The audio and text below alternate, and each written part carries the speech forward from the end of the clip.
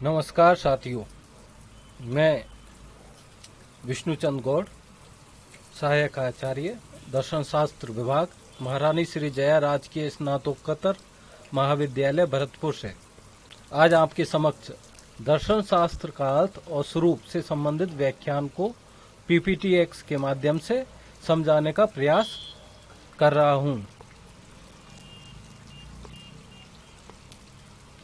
सर्वप्रथम हम दर्शन शास्त्र में दर्शन शब्द की व्युत्पत्ति पर विचार करते हैं। इससे पूर्व ऐसा कहा गया है कि शिक्षा दर्शन शास्त्र के बिना अंधी है और शिक्षा के बिना दर्शन शास्त्र अवैध है। अर्थात दर्शन शास्त्र अपने आप में एक दृष्टि प्रदान करने वाला ऐसा विषय है जो हर मनुष्य के पास निश्चित रूप से होती तो है, लेकिन उस दृष्टिकोण को प्रयोग बहुत कम लोग कर पाते हैं और उस दृष्टिकोण के अनुसार अपना जीवन यापन भी कम लोग कर पाते हैं। अब हम भारतीय संदर्भ में दर्शन शब्द के अर्थ पर ध्यान देते हैं। दृश धातु से ल्युट प्रत्यय जोड़ने पर दर्शन शब्द की व्युत्पत्ति होती है। दर्शन शास्त्र वह विद्या है जिसके द्वारा यथार्थ तत्व का साक्षात्कार किया जावे। भारतीय उपनिषदों में कहा गया है कि हमारे हृदय की गांठ तभी खुलती है और शोक तथा संशय तभी दूर होते हैं जब सत्य का दर्शन होता है। अब हम पाश्चात्य संदर्भ में फिलॉसफी शब्द पर चर्चा करते हैं। फिलॉसफी शब्द दो ग्रीक शब्दों फिलॉस और सोफिया से मिलकर बना है।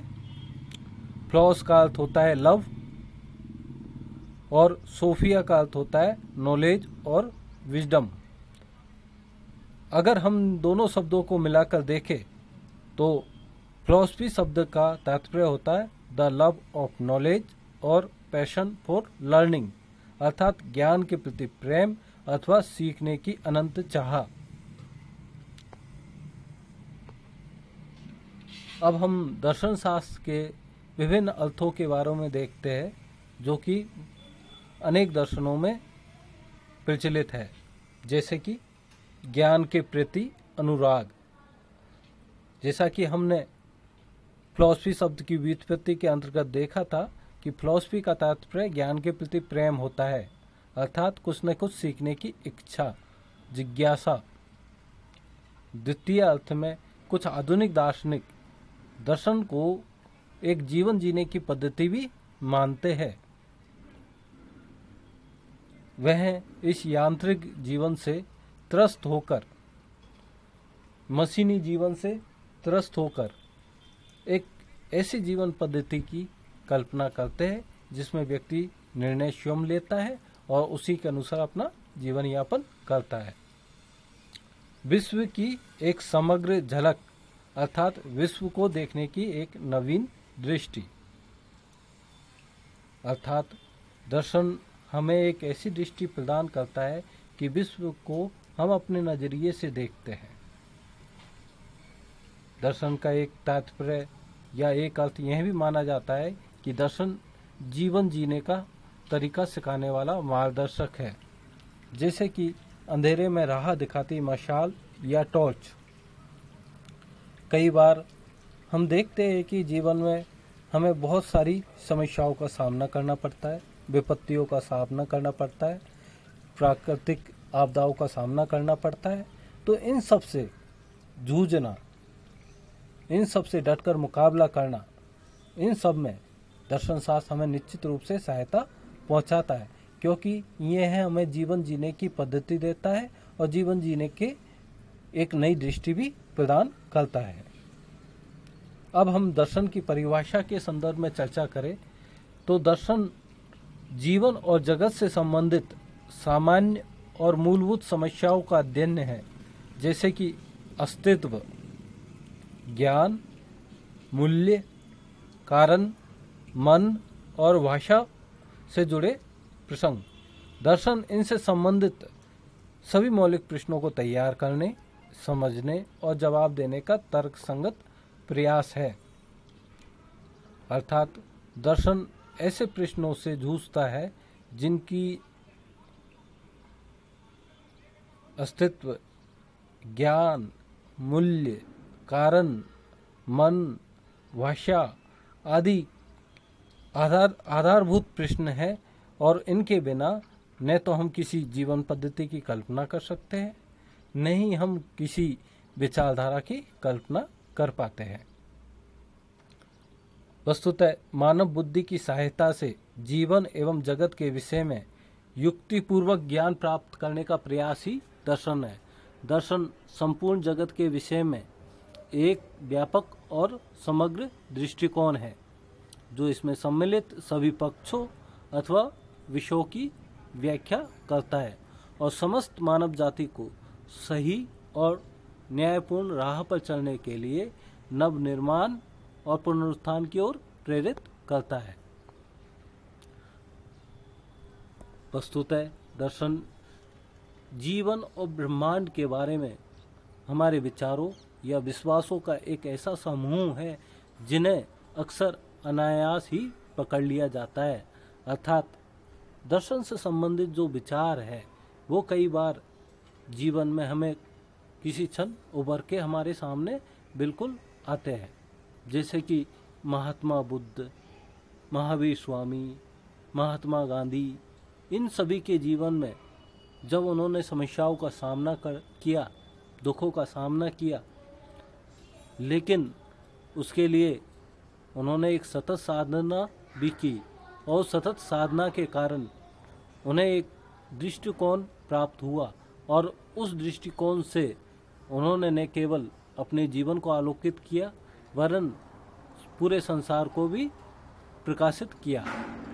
दर्शन शास्त्र हमारी सबसे गहराई से धारण की गई धारणाओं और विश्वासों को प्रतिबिंबित करने और उनकी आलोचना करने की एक प्रक्रिया है। अर्थात दर्शन शास्त्र हमारे जीवन में ऐसी मूल धारणाओं और विश्वासों को सहेजता है और उनके अनुसार ही हम अपना जीवन यापन कर पाते हैं। दर्शन दुनिया को समग्र रूप से देखने का एक तर्क संगत प्रयास है। दर्शन भाषा का तार्किक विश्लेषण और शब्दों और अवधारणाओं के अर्थ का स्पष्टीकरण भी है। दर्शन शास्त्र शाश्वत समस्याओं का एक ऐसा समूह है जो हमेशा लोगों को दिलचस्प लगता है, जिसके लिए दार्शनिक हमेशा जवाब मांगते हैं। दर्शन अपनी जांच को मानव अस्तित्व की सबसे गहनतम समस्याओं के रूप में भी उठाता रहा है। अतीत में उठाए गए कुछ दार्शनिक सवालों के जवाब दार्शनिकों के बहुमत के लिए संतोषजनक तरीके से भी दिए गए हैं। हालांकि कई प्रश्नों का उत्तर केवल अस्थायी रूप से दिया गया है और कई समस्याएं अभी तक भी अनसुलझी है, जैसे अंततः सत्य क्या है, व्हाट इज ट्रूथ, सही और गलत के बीच अंतर क्या है, what is the distinction between right and wrong, जीवन क्या है और मैं यहाँ क्यों हूँ और जो कुछ भी है वह अस्तित्व में क्यों है। ये ऐसे सवाल है जिनका सामना हर व्यक्ति अपने जीवन में कभी न कभी करता ही है। अब हम दर्शन शास्त्र के महत्व के बारे में चर्चा करते हैं कि दर्शन शास्त्र का अध्ययन हमें क्यों करना चाहिए।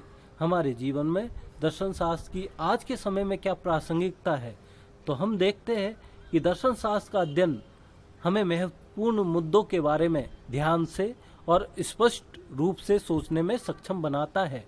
दर्शन शास्त्र का अध्ययन करने में हम अपनी रोजमर्रा की सोच से एक कदम पीछे हटना सीखते हैं, थोड़ा ठहरना सीखते हैं, थोड़ा रुकना सीखते हैं और उस गहन बड़े प्रश्न पर चिंतन करते हैं जो हमारे विचारधारा को रेखांकित करता है। दर्शन शास्त्र का अध्ययन हमें यह नहीं सिखाता है कि विश्वास किस में करना है, वरन हमें यह सिखाता है कि हमें सोचना कैसे है। दर्शन शास्त्र का अध्ययन आपकी विश्लेषणात्मक क्षमताओं को तेज करता है, जिससे आप किसी भी स्थिति में शक्तियों और कमजोरियों को पहचान और मूल्यांकन कर सकते हैं। और जब हम अपनी विश्लेषणात्मक क्षमताओं को तीव्र करते हैं, हम अपनी शक्तियों और कमजोरियों को जान जाते हैं, तो निश्चित रूप से हम जीवन में उतना ही सुधार कर पाते हैं और अपनी कमियों को दूर करके श्रेष्ठ रास्ते की ओर बढ़ सकते हैं। दर्शन शास्त्र आपके स्वयं के कृत्रिम तर्कों के निर्माण करने और दूसरों के द्वारा प्रयुक्त तर्कों को स्पष्ट करने की आपकी क्षमता को भी दर्शाता है। यदि दर्शन शास्त्र का आपने अच्छे से अध्ययन किया है तो दर्शन शास्त्र में एक पार्ट तर्कशास्त्र का आता है और तर्कशास्त्र हमें सही और गलत इन दोनों में अंतर करना सिखाता है। साथ ही दूसरे व्यक्ति जो सही और गलत के लिए तर्क प्रस्तुत करते हैं तो उन सब तर्कों में जो कमियां होती है उनको भी रेखांकित करता है। दर्शन शास्त्र आपको अनुशासनात्मक सीमाओं के पार काम करने और लचीले ढंग से रचनात्मक रूप से उन समस्याओं के बारे में सोचने के लिए प्रेरित करता है जो तत्काल समाधान प्रस्तुत नहीं करते हैं। चूँकि दर्शन एक ऐसी गतिविधि है जो हमारे ज्ञान का निर्माण करती है, अतः स्वतंत्र रूप से सोचने और काम करने की आपकी क्षमता को भी दर्शन शास्त्र विकसित करता है। अब हम दर्शन शास्त्र की विभिन्न शाखाओं के बारे में चर्चा करते हैं। दर्शन शास्त्र की मुख्य रूप से कई श्रेणियां मानी गई है, लेकिन फिर भी हम दर्शन शास्त्र में मुख्य 4 श्रेणियों को हम पढ़ते हैं, जैसे तर्क शास्त्र, तत्वमीमांसा, ज्ञान मीमांसा, मूल्य सिद्धांत। हमारे एमए के कोर्स में भी तत्वमीमांसा, ज्ञान मीमांसा, तर्क शास्त्र और नीति शास्त्र एमए प्रीवियस में ये चारों पेपर चलते हैं। साथ ही बीए प्रथम वर्ष में हम भारतीय दर्शन और पाश्चात्य दर्शन में तत्व मीमांसा और ज्ञान मीमांसा, साथ ही मूल्य सिद्धांत का भी अध्ययन करते हैं। बीए द्वितीय वर्ष में हम तर्कशास्त्र और नीति शास्त्र का अध्ययन करते हैं। बीए तृतीय वर्ष में हम सांख्य योग और धर्म दर्शन का अध्ययन करते हैं।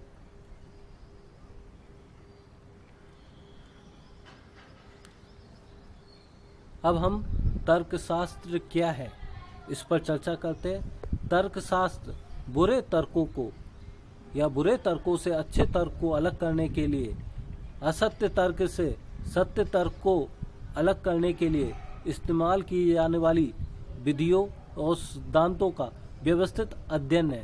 तर्कशास्त्र के अध्ययन का उद्देश्य इन मापदंडों का पता लगाना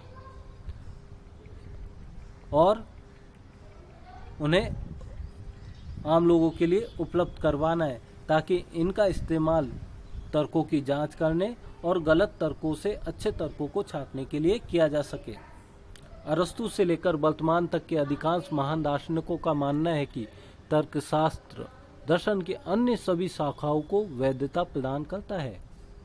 तर्कशास्त्री प्रत्येक विषय, विज्ञान और आयुर्विज्ञान, सिद्धांत और कानून, राजनीति और वाणिज्य, खेल और क्रीड़ा, यहाँ तक कि दैनिक जीवन की मामूली घटनाओं संबंधी तर्क से संबंधित होते हैं।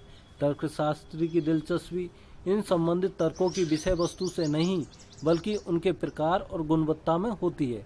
इनका उद्देश्य यह सीखना है कि इन तर्कों की जांच और मूल्यांकन किस प्रकार किया जाए। तार्किक संगतता के लिए तर्कों का परीक्षण करने की क्षमता और कुछ मान्यताओं के तार्किक परिणामों को समझना, एक दार्शनिक द्वारा उपयोग किए जाने वाले साक्ष्य के प्रकार को अलग करना दर्शन के लिए आवश्यक है। अब हम दर्शन शास्त्र के द्वितीय शाखा मेटाफिजिक्स के बारे में चर्चा करते हैं। मेटाफिजिक्स को हिंदी में तत्वमीमांसा भी कहा जाता है। सर्वप्रथम अरस्तु ने तत्वमीमांसा के लिए एक शब्द फर्स्ट फिलॉसफी, प्राथमिक दर्शन का प्रयोग किया है, जिसका तात्पर्य सबसे सार्वभौमिक सिद्धांतों की चर्चा, अर्थात ऐसे सिद्धांतों की चर्चा जो मूलभूत है और अन्य सारे विषय उन्हीं सिद्धांतों पर आधारित है। बाद में इस शब्द का अर्थ हुआ चीज़ों की प्रकृति के बारे में व्यापक सोच, अर्थात विश्व को समग्र रूप से देखने की दृष्टि। और अब वर्तमान में मेटाफिजिक्स को वास्तविकता का अध्ययन या सिद्धांत के रूप में हम पढ़ते हैं। वस्तुतः तत्वमीमांसा से सही संबंधित कई प्रश्न उठते हैं, जैसे कि वास्तविकता क्या है, सत्य क्या है, क्या वास्तविकता किसी प्रकार के पदार्थ या द्रव्य है, अर्थात यह जो सारा संसार उत्पन्न हुआ है क्या किसी एक ही पदार्थ से उत्पन्न हुआ है? क्या कोई ऐसा सृष्टा है जिसने इस संसार को बनाया है? और यदि यह है तो क्या यह एक है अथवा कई है? यदि यह एक है तो यह हमारे आसपास की कई चीजों से कैसे संबंधित है? क्या परम वास्तविकता को 5 इंद्रियों द्वारा समझा जा सकता है अथवा यह अलौकिक या पारलौकिक है? तत्मीमांसा निसंदेह दर्शन की वह शाखा है जिसे आधुनिक विद्यार्थी के लिए समझ पाना निश्चित रूप से कठिन है। तत्मीमांसा सभी के व्यापक दृष्टिकोण को प्रस्तुत करने का प्रयास करता है। यह ऐसी समस्याओं से संबंधित है जैसे कि शरीर मन का संबंध, परिवर्तन की प्रकृति, स्वतंत्रता, ईश्वर का अस्तित्व, व्यक्तिगत अमलता में विश्वास का अर्थ। अब हम दर्शन शास्त्र की तृतीय शाखा ज्ञान मीमांसा पर चर्चा करते हैं। ज्ञान के सिद्धांत के लिए तकनीकी शब्द अंग्रेजी में एपिस्टोमोलॉजी है, जो ग्रीक शब्द एपिस्टेम से आया है, जिसका अर्थ होता है ज्ञान। सामान्य तौर पर ज्ञान मीमांसा दर्शन की वह शाखा है जो ज्ञान के स्रोत, प्रकृति और वैधता का अध्ययन करती है। इस क्षेत्र में 3 केंद्रीय प्रश्न है। ज्ञान के स्रोत क्या है, वास्तविक ज्ञान कहाँ से आता है, या हम कैसे जानते हैं। ये सारे प्रश्न ज्ञान की उत्पत्ति से संबंधित प्रश्न हैं, अर्थात ज्ञान का उद्गम किस तरीके से होता है। ज्ञान की द्वितीय ज्ञान की प्रकृति क्या है, अर्थात क्या ज्ञान मन के बाहर एक वास्तविक दुनिया है, या यह जो दुनिया हमें नजर आती है स्वप्न के समान अयथार्थ है। यदि दुनिया हमारे मन से बाहर है तो क्या हम इसे जान सकते हैं। यह उपस्थिति बनाम वास्तविकता का सवाल है कि हमारे समक्ष जो उपस्थित होता है, हम आंखों से जो देखते हैं, क्या वह सत्य है या हमारा ये आंशिक ज्ञान है।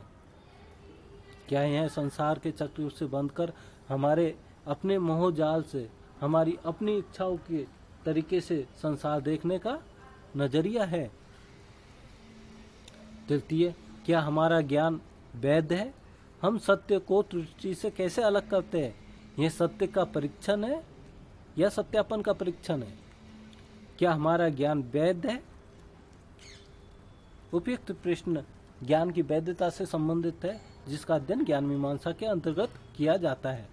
परंपरागत रूप से जिन लोगों ने इन सवालों के जवाब पेश किए, उनमें से अधिकांश के विचार को हम 2 मुख्य संप्रदायों में बांट सकते हैं। प्रथम तर्क बुद्धिवाद और द्वितीय अनुभववाद। बीए प्रथम वर्ष में हम तर्क बुद्धिवाद के अंतर्गत देकार्ते, स्पिनोजा और लाइब्निज को पढ़ते हैं, और अनुभववाद के अंतर्गत John Locke, George Berkeley, David Hume को पढ़ते हैं। साथ ही इमैनुअल कांट के द्वारा समीक्षावाद भी हम पढ़ते हैं। तर्क बुद्धिवादी यह मानते हैं कि मानवीय बुद्धि अकेले ब्रह्मांड के बुनियादी सिद्धांतों की खोज कर सकता है। हमें अनुभव की कोई अतिरिक्त आवश्यकता नहीं है। हमारा जो भी ज्ञान है हमारे मन में पहले से ही जन्मजात प्रत्ययों के रूप में उपस्थित है। बाह्य संसार तो उस ज्ञान का केवल उद्बोधन मात्र करता है। अनुभव उस ज्ञान में केवल उद्बोधन करने में सहायक है। वस्तुतः ज्ञान की प्राप्ति तो केवल बुद्धि के द्वारा ही होती है। लेकिन दूसरी ओर अनुभववादियों का दावा है कि सभी ज्ञान अंततः ज्ञान के अनुभव से प्राप्त होते हैं। इस प्रकार हमारा ज्ञान सीमित है जो अनुभव किया जा सकता है, अर्थात अनुभव करने तक ही हमारा ज्ञान सीमित है। अनुभव से इतर भूत, प्रेत, ईश्वर, आत्मा, इन सब की प्रामाणिकता यहाँ संदिग्ध मानी जाती है। यह स्पष्ट होना चाहिए कि तत्मीमांसा और ज्ञान मीमांसा के बीच आवश्यक संबंध है। वास्तविकता की हमारी अवधारणा हमारी समझ पर निर्भर करती है कि क्या जाना जा सकता है। इसके विपरीत हमारे ज्ञान का सिद्धांत पूरी वास्तविकता के संबंध में स्वयं की समझ पर निर्भर करता है। मूल्य सिद्धांत, वैल्यू थ्योरी। वस्तुतः मूल्य सिद्धांत दर्शन की वह शाखा है जो मूल्यों का अध्ययन करती है। इसे नैतिकता, सौंदर्य शास्त्र और सामाजिक और राजनीतिक दर्शन में विभाजित किया जा सकता है। आधुनिक संदर्भों में तो मूल्य सिद्धांत के अंतर्गत और भी ज़्यादा विचार किया जा सकता है और इसमें कई नई नई शाखाएं भी उत्पन्न हुई है, जिनकी चर्चा हम उच्चतर कक्षाओं में करेंगे। व्यापक अर्थों में नैतिकता, एथिक्स, मॉरलिटी के सवाल के साथ ही चिंतन करती है मानवीय संबंधों में क्या सही है और क्या गलत है। एथिक्स और मॉरलिटी के भीतर 3 प्रमुख क्षेत्र है: वर्णनात्मक नैतिकता, आदर्शमूलक नैतिकता और अधिनीति शास्त्र। वर्णनात्मक नैतिकता संज्ञानात्मक तरीके से, वैज्ञानिक तरीके से हमारे नैतिक अनुभव की पहचान करती है।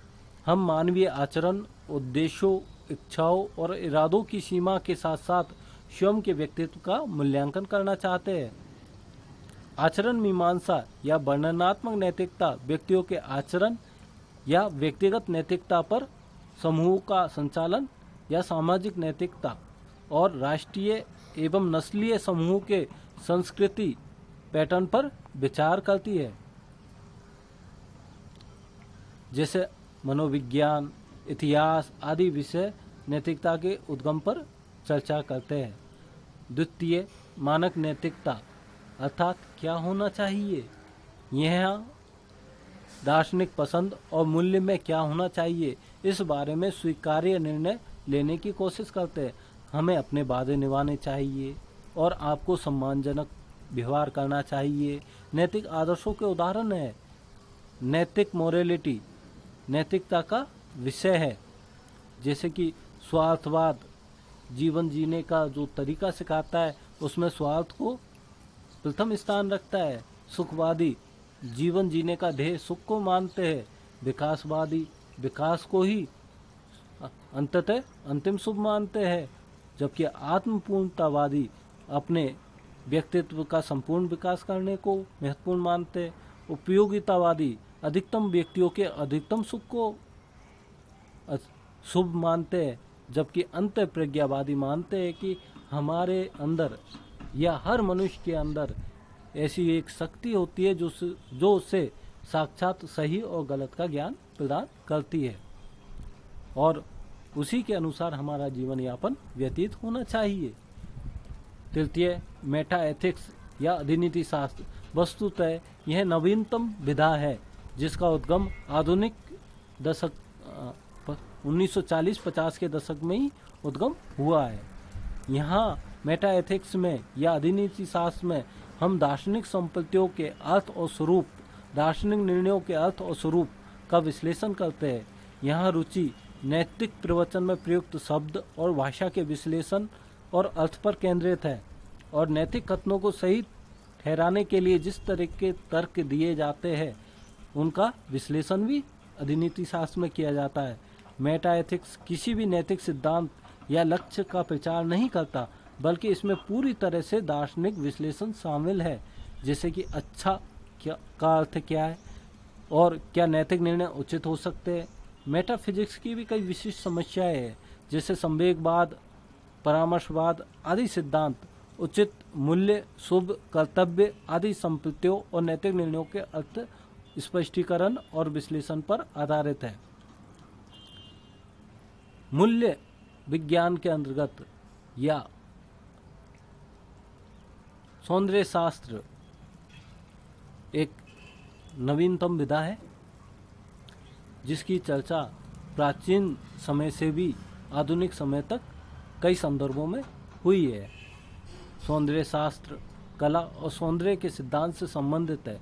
कला और सौंदर्य के सवालों को मूल्यों के दायरे का हिस्सा माना जाता है, क्योंकि सौंदर्य शास्त्र में दार्शनिक समस्याओं से संबंधित कई महत्वपूर्ण निर्णय शामिल है। इस बात पर व्यापक मतभेद है कि वस्तुएं सौंदर्यवादी प्रतिक्रिया को क्या कहती है और वास्तव में सौंदर्य क्या है। सौंदर्य की हमारी अवधारणाएं सौंदर्य की प्रकृति के कारण भिन्न नहीं हो सकती, वरन सौंदर्य के प्रति हमारी समझ के कारण भिन्न प्रतीत होती है। इसलिए यदि हम उन वस्तुओं में सुंदरता का अनुभव नहीं कर सकते जो दूसरों को सुंदर लगती है, तो निर्णय को रोकना बुद्धिमानी हो सकता है, जब तक कि हम स्वयं सौंदर्य अनुभव का विश्लेषण करने में सक्षम न हो।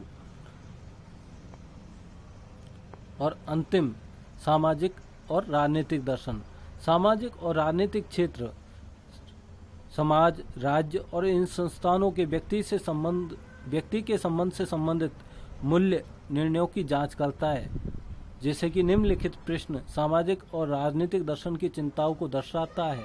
जैसे कि व्यक्तियों को समाज में क्यों रहना चाहिए, स्वतंत्रता, अधिकार, न्याय, समानता और जिम्मेदारी के कौन से सामाजिक आदर्श वांछनीय है, किसी को भी सरकारी नियमों का पालन क्यों करना चाहिए, अर्थात सरकार जो कुछ कहती है उनके अनुसार हमें क्यों चलना चाहिए। इनके पीछे कोई न कोई दार्शनिक विचारधारा होती है। कुछ व्यक्तियों अथवा समूह के पास दूसरों पर राजनीतिक प्रभुता क्यों होनी चाहिए, यह निर्धारित करने के लिए कि राजनीतिक शक्ति किसके पास होना चाहिए, तो इसके लिए हम किन मानदंडों का प्रयोग करें, राजनीतिक शक्ति के दायरे को निर्धारित करने में किन मापदंडों का उपयोग किया जाना चाहिए, राजनीतिक या कानूनी नियंत्रण से क्या अधिकार और स्वतंत्रता होना चाहिए, राजनीतिक शक्तियों को किन सकारात्मक लक्ष्यों के लिए निर्देशित किया जाना चाहिए और इसके निर्धारण के लिए क्या मापदंड है। वस्तुतः आपने आज हमारे प्रथम लेक्चर के लिए इतना समय दिया, उसके लिए आपका कोटि कोटि धन्यवाद।